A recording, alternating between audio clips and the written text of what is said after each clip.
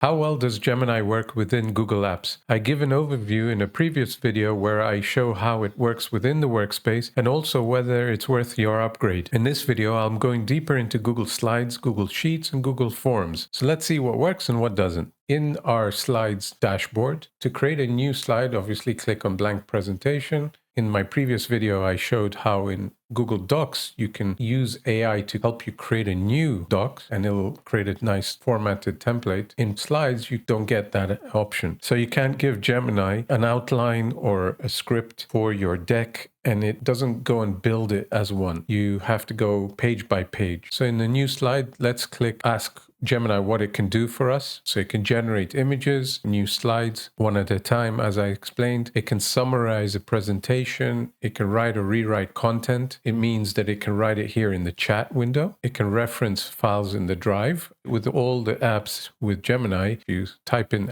you get access to other files in your Google Drive. So it could be sheets, it could be other presentations, Google Docs. You can even search by typing in a file name and ask questions from the web. If you're creating a deck and there's information that you want to pull out from the internet and see if it can find out relevant information, you could ask Gemini from here content related to what you're designing in your presentations. It says you can access Gmail, which I don't see it being able to here.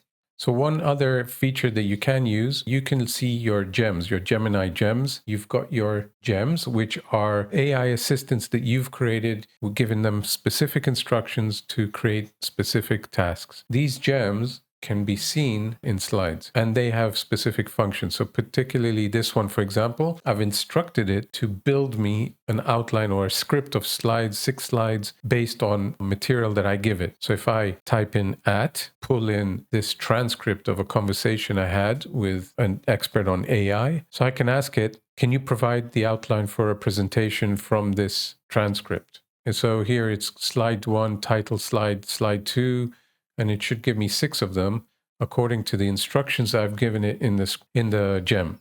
I'll connect to it again to the file and say, and use the info you wrote or summary of the slide 1 and create a slide from it. As you see, it's given me an option. Now I could ask it to retry. It's generated an image and I can click insert if I'm happy with it. And now you've got the first page of a slide. What you have to do is go page by page. So I can ask it now, create slide 2 from your previous outline, and let's see if it does it. It's created a new one, slide 2, the content is agenda introduction. So it's not really understood that it's needed to take this. And this is the flaw I found actually of the Gemini within slides. For some reason, it's very particular on this particular app. It seems that it loses context, its own context within the chat window. Because if I type to it inside Gemini, I don't have this issue of losing context, right? Here, for some reason, it ignored slide 2. So I'll write to it, you gave me the wrong content. Slide 2 is titled Agenda / Introduction. Can you create me the slide from that info you created earlier? And you know what? In this case, again, I would give it the transcript for reference. Okay, so this time it actually did know how to look back at the content because I'm telling you, I'm giving a specific instruction. Go back into the chat, read, understand what it is you're looking at, and generate this slide. You're probably asking, why would I want to work this way? Especially when there's competition to this using AI where you give it a script and it just builds a nice start of a slide deck quickly. And imagine you're about to embark on a design of a deck that's 15, 20 pages long. You don't want to be working like this on every slide. If we go back to the chat, I can say change the title to intro. Yeah, so there's very little you can do to edit from the chat window. The question is, what are you using it for? Maybe to create quick pages, just to plunk down information quickly. Another thing you're going to use it for, you can load in your own templates in here and ask it to help you write the content. So in this case, let's make a slide presentation about me as a salad chef. So I asked to give me some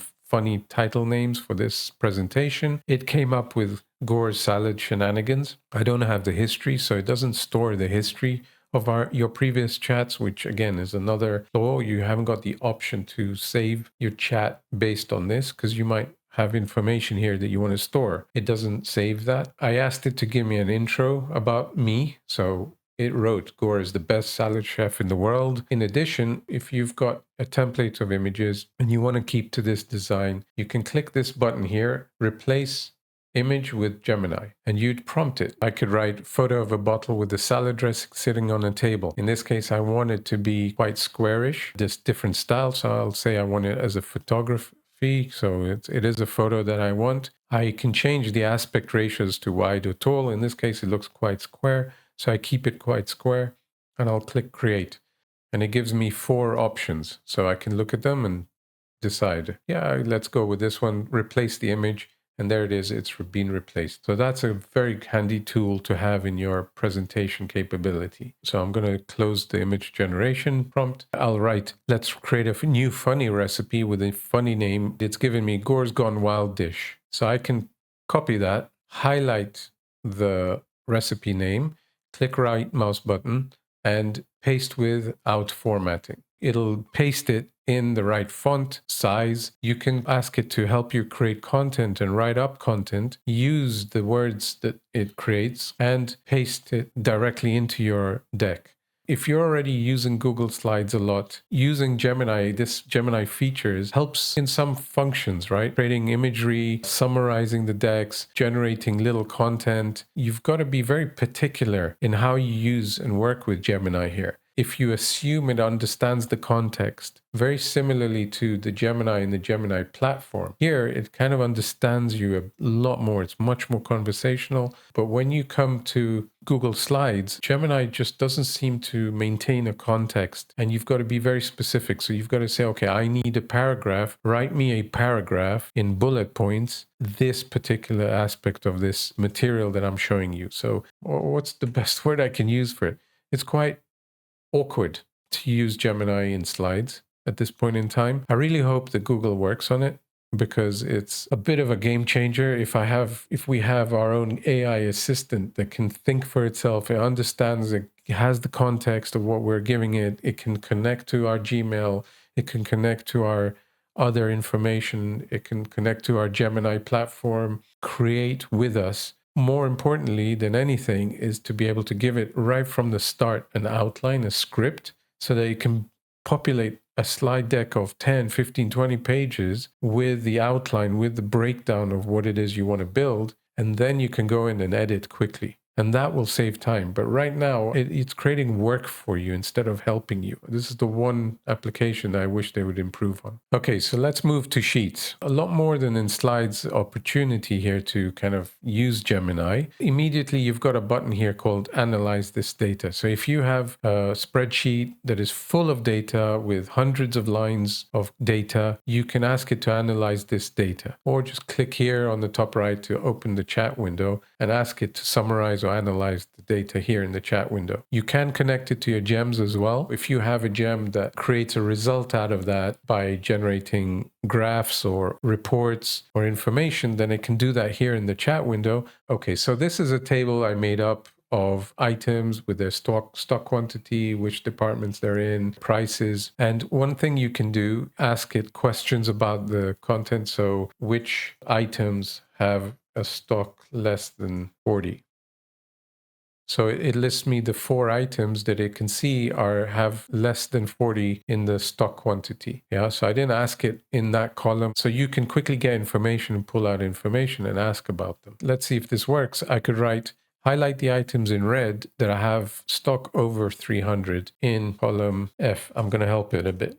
So it's saying conditional formatting will be applied to the cells, and I'll apply it. And it highlighted the ones which have more than 300 in stock in red, as I asked. Ask it to format your table a bit and help you out. Like I can say, sort out the items per department. And again, I can apply it, and it's sorted out all the items per department. One of the things you can't do quite well is change the data within the cells from the chat. It has an issue with that for some reason. So column H has discounted written with a question mark, just to see, has it been discounted? So I'm asking it to use some basic logic. Compare the 2 prices, and if they're different, then there's a discount, right? If they're not different, there's no discount. Let's see if we understood to do that in the column. So it's saying in column H, you can use the following formula. So you can use Gemini to help you create formulas within your spreadsheet, which is quite handy. Now, I could ask it to create graphs for me. So I can ask it, create a bar chart of the items in stock, make the bars of stock under 50 red and the others green. So once you've got your bar chart, you can add it in by clicking here, insert, except for some reason it's put it in a new tab. Don't know why. Another additional very useful tool, potentially in the future especially, is the ability to actually prompt within a cell within your spreadsheet. Using this command equals AI, I can now prompt it within the cell, do something from it to kind of create an output. So if I wrote there equals AI in brackets, and then in quotation marks, write yes if the item has a discount in this row, or no if the item doesn't have a discount. And then look at the range of C2 to G2. So look at along the row and give me that results from this. Just think about the English here. Write yes if the item has a discount in this row, or no if the item doesn't have a discount. It got it right this time. Last time it got it wrong. So if I dragged it here where I see there is a discount, I would expect it to say yes. Okay, so this command, the last time I used it, didn't quite work. You've got to be very careful of the way you prompt it to understand what it is you're asking for. So in this case, my prompt actually worked. When I tried it previously, it didn't. That's why I have another prompt, which is much more specific. This point is still valid. Be very clear in your prompt within this cell of what it is you want it to look at. Tell it to look at the things, the cells that you want, the data that you want it to look at, and to give a result after looking at it from something quite specific. But it is cool that without a formula, essentially, you can use normal English to tell it to look at data and to give you a result within the cell that is now dynamic. As you can see, if I changed this, no, it's not dynamic in the sense, but if I generate it again by clicking the generate button, yes. What was dynamic, which earlier I had asked it to highlight if the price is discounted, and it changed that price to highlight it yellow. If I change the stock quantity here to 45, it'll change to that highlight. As you can see, you do have a lot more now control or help with the AI, both in your chat window to summarize, to analyze data, to connect to other files. So I can call on this other sheet, Google Sheet, in my Google Drive and say, compare the data from this sheet to the one we're working on. But you should be more specific on that with that. You should say, okay, look at that sheet, and is there an issue? Is there a discrepancy between the stock prices or the stock list? It should compare those and say, and bring you a result that says, no, everything's fine, all looks, good to go. Or it'll say, yeah, these particular items are not showing the same amount in stock. You can pull in information from a Google Docs that might be relevant here. Load up a PDF. If there's data in there and you want to pull that data out, you can have it list the data here to then bring it into your spreadsheet. So generally, it's a work in progress, but it's getting better. And I can see this can be really powerful. I'm really looking forward to an agent here that can connect to our Gmails. One of the things that bothers me about this is I can't see my Gmail here. If I've received information in an email with answers to my questions that have data that I want to pull into this. If I've asked someone to do a stock count in my warehouse and they've come to me with a list of information and data that I want to update into the spreadsheet, I would like to be able to do that very quickly. I would like it to be much more smarter and intuitive if I prompt it here in normal English to change something and adapt something into my spreadsheet, that it knows how to do that. Then what we get essentially is as a kind of a CRM, a management tool for small businesses. Can be done through here, through Google Sheets. If it's price lists, stock lists, anything that's related to data, payrolls, processes that we go through in business. And that's something I would definitely and gladly offer my clients to use. Right now, I can't really offer them this. I mean, I can show them how it works. They can show them this video or go through their spreadsheets and say, okay, you can achieve this, and it speeds you up. It's not a smart way yet of managing part of their business processes. And there is a massive potential here to do that through Google Sheets. I really hope that they solve that in the near future. Now, another app that I haven't talked about in my previous video videos and my overview of Gemini in the workspace is forms. Create a form. So let's go to the form dashboard. If I create a new one, I get that window like in Google Docs, which I show in my previous video, to prompt it to create me a form. I could say, create me a form to ask my customers which salad dressing did they like the most. There are 5 dressings. I would give it the 5 dressings, of course. I also want to know how they liked the service. Would they recommend the restaurant? Will they try to make the dressings at home? And do they agree I'm the best salad chef in the world? So I'll create that and it'll generate me this form based on what I requested it. This is a form that I could edit now. And what I like about this, for example, I have a form that collects emails from my YouTube because I share my free prompt template and I have the emails.